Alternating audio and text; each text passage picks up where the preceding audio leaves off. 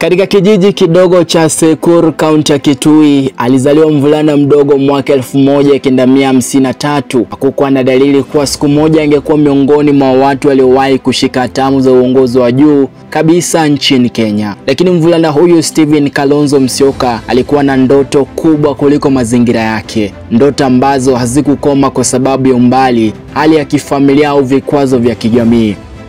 Alisoma kwa bidii, akalima hata shamba na akasafiri kwa miguu kwenda shuleni.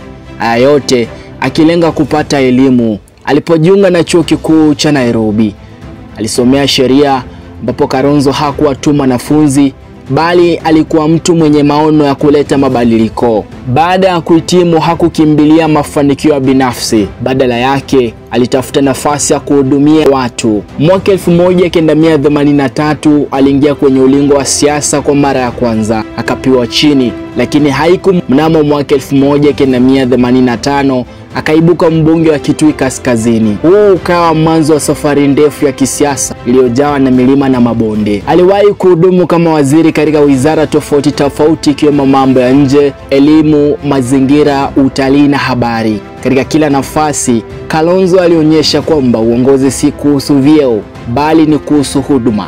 Mnamo mwaka 2007, Kalonzo alijitosa kuwania kiti cha urais. Alishindwa, lakini hakuvunjika moyo. Badala yake, alikubali kuwa makamu wa rais chini ya Mwai Kibaki. Katika kipindi kigumu cha siasa baada ya uchaguzi, alichagua kuweka ustawi wa taifa mbele ya maslahi binafsi. Kalonzo alishindwa tena mwaka 2013 na mwaka 2017 akiwa mgombea mwenza wa Raila Odinga, lakini bado hakukata tamaa. Aliendelea kuwa na sehemu ya harakati za kisiasa, akiamini kuwa siku moja ndoto ya Kenya yenye umoja na usawa itatimia. Katika siasa kama ilivyo maisha, nikwambie, si kila mtu atashinda kila mara, lakini ni wachache tu wanaobaki kuwa wamesimama baada ya kupiwa chini mara kadhaa. Kalonzo ni mmoja wao.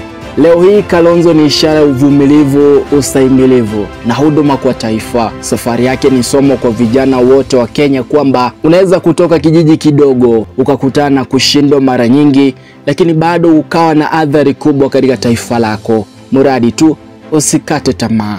Pambana mwanangu, ipo siku.